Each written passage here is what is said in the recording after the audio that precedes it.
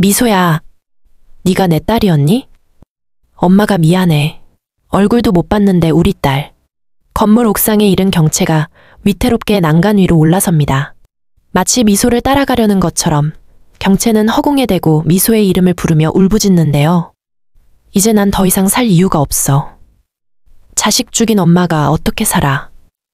초점 없는 눈으로 어딘가를 바라보며 경채는 모든 것을 포기한 듯 맥없이 서 있습니다.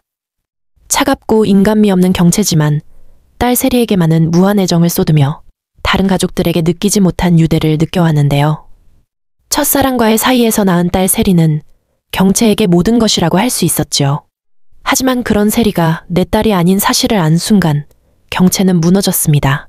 오늘은 마침내 밝혀진 친자관계와 경채의 마지막 순간에 대해 이야기해 보겠습니다. 이제 언니랑 결혼하면 내가 네 아빠야. 앞으로 같이 살 텐데 자주 보면서 친해져야지. 아저씨가 우리 언니랑 결혼하든 말든 난 아무 상관도 없다니까요. 이 집이 파스타가 제일 맛있는 집인데 세리 네 생각이 나더라고. 여기 네 또래 친구들이 좋아하는 곳이거든. 해물 파스타가 유명한데 그걸로 시켜줄까? 뭐라고요? 해물? 나 해물 알러지 있는 거 몰라요? 꼭 설이랑 똑같네. 그러고 보니 얼굴도 좀 닮은 것 같고. 그럼 나를 닮아 왼손잡이? 선재는 스스로 생각해도 말도 안 되는 상상에 헛웃음이 나옵니다. 하지만 그러면서도 무언가를 확인하고 싶어졌죠. 그리고 헤어지기 전에 세리의 어깨에 묻은 머리카락을 몰래 숨기는데요. 내가 무슨 짓을 하고 있는 거지? 선재는 스스로도 놀라 머리를 흔듭니다. 하지만 그러면서도 머리카락을 챙겨 집으로 돌아오는데요. 아니면 이렇게 찝찝한 기분 없애버리고 좋지 뭐. 일단 검사나 해보자. 선재는 자신의 머리카락과 세리의 머리카락을 가지고 유전자 검사를 의뢰합니다. 아니 이게 뭐야? 세리가 정말 내 딸이라고? 이게 어떻게 된 거지? 누가 이런 장난을 치는 거야? 처음엔 유전자 검사 결과가 잘못된 것이라 여겨 재차 의뢰했는데도 똑같은 대답을 얻었습니다. 설이도 모르는 것 같았어.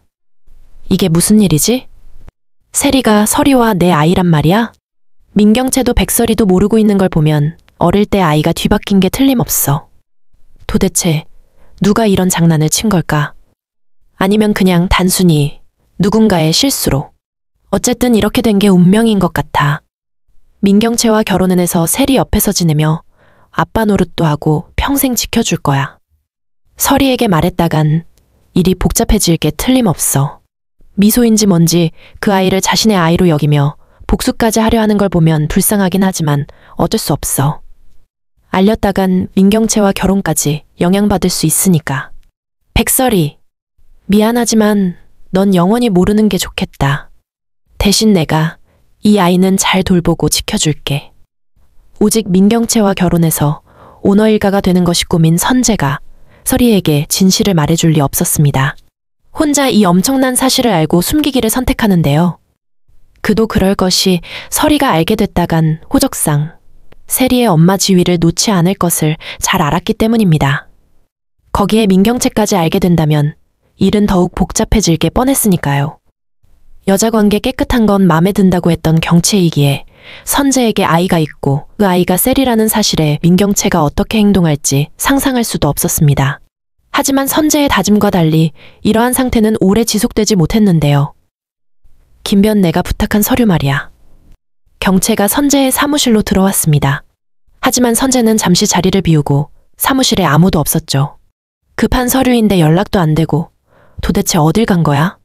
경채는 기다리다 못해 선재의 책상을 뒤지기 시작합니다. 그러다 책상 서랍에서 서류 봉투 하나를 발견하는데요. 이건가? 아무것도 모르는 경채는 무심코 서류를 꺼내 확인하기 시작합니다. 세리? 세리 이름이 왜 여기 있어? 김선재, 민세리, 친자관계 성립? 유전자 검사지 같은데 이게 무슨 소리야? 경채는 서류를 보고도 이게 무슨 말인지 이해할 수가 없었습니다. 세리와 선재는 그 어떤 연결고리도 없는 데다 무엇보다 세리는 경채 자신이 배 아파 낳은 바로 그 아이였기 때문이었습니다. 이런 기분 나쁜 서류를 왜 만들어둔 거지? 그냥 둔 건 아닐 거야. 나랑 결혼하면 세리를 자식처럼 여기겠다고 이런 서류를 꾸며? 그것도 말이 안 돼. 경채는 유전자 검사 서류를 챙겨 선재가 오기 전에 얼른 자리를 피하는데요. 비서를 시켜 선재가 유전자 검사를 의뢰한 기관에 확인해 보기로 합니다. 결과는 놀랍게도 선재가 머리카락으로 의뢰한 진짜 서류였던 것입니다.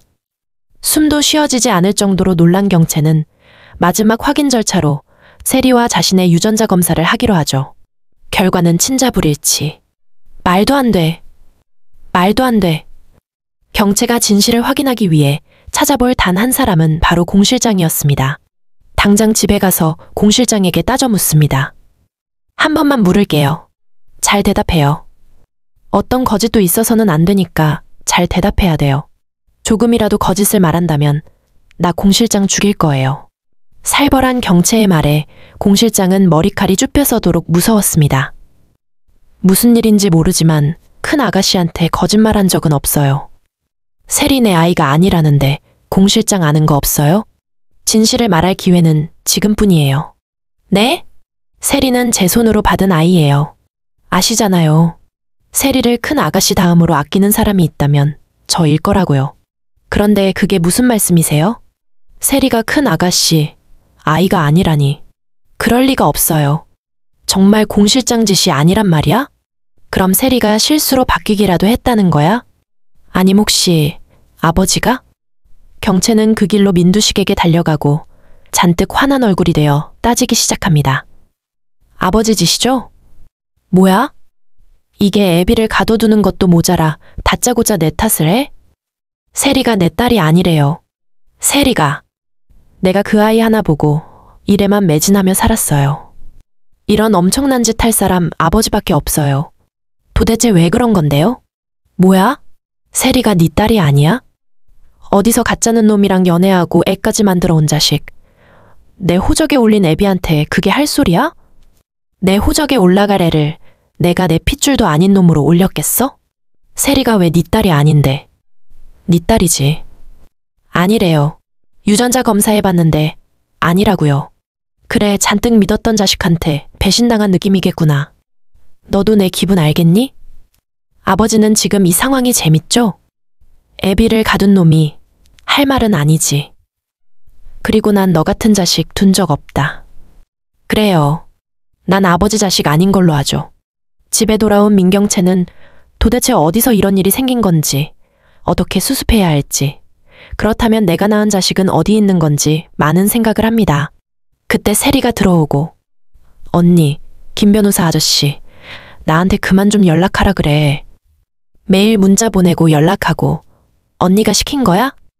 너는 어떻게 애가 그렇게 꼬였니? 아직도 사춘기야?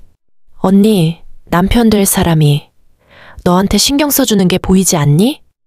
분에 겹게 호사 누리고 살았으면 이제 정신 좀 차려. 너가 언제까지 이렇게 살 수 있을 것 같은데. 싸늘하고 매섭게 쏘아붙이는 경채의 말에 세리는 놀랍니다. 언니 왜 그래 갑자기? 그게 무슨 말이야? 아, 시끄러워.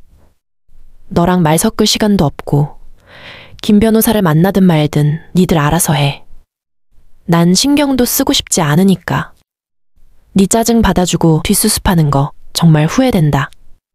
그동안은 딸인 줄 알았으니 세리의 모든 것을 받아들였지만 딸이 아닌 걸 안 이상 지난 시간들이 떠올라 화가 나기 시작했습니다. 민경채는 단번에 세리에 대한 태도를 바꾸고 어딘가에 있을 친자식을 찾아 나서는데요. 세리가 왜 김변 딸이에요? 다 확인하고 왔으니까. 머리 굴리지 말고 다 말해. 왜 세리 유전자 검사를 했는데? 왜? 선재는 다 알고 묻는 경채 앞에서 아무 말도 못하는데요. 그럼 내 애는? 내 애는 어디 있는 건데? 사법고시 합격하기 전에 여자친구가 낳았던 아이였어요. 세리를 만나다 보니 나랑 너무 닮아서 그냥 무심코 유전자 검사를 했다고요. 지 엄마랑도 닮았고요. 그런데 진짜 내 아이지 뭐예요? 아마 어릴 때 아이가 바뀐 게 아닐까요? 아이 둘이 생일도 똑같더라고요.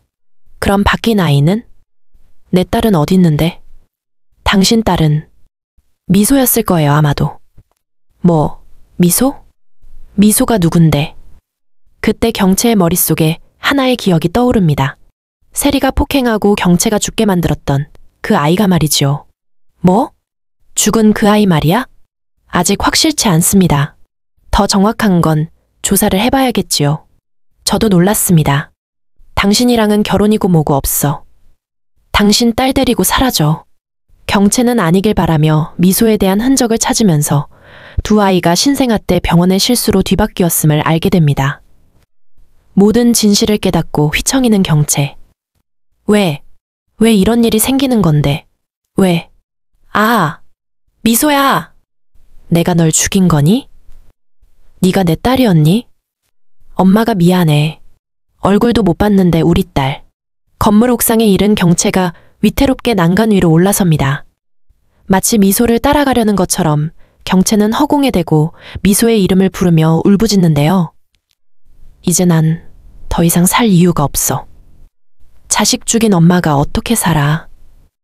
초점 없는 눈으로 어딘가를 바라보며 경채는 모든 것을 포기한 듯 맥없이 서 있습니다. 지금까지 자기 욕심을 위해 달려왔던 시간들이 무의미하게 여겨지고 자신이 괴물처럼 보이기 시작합니다. 오래전 미소가 올랐던 회사 옥상 난간에서 휘청이며 자신의 목숨을 내던지려 하는데요. 얼굴도 보지 못한 자식의 앞길을 막고 죽음에 이르게 했다는 죄책감에 미소를 따라가려는 경채는 이대로 죽게 되는 것일까요? 태양을 삼킨 여자 다음 이야기도 많이 기대해주세요. 시청해주셔서 감사합니다.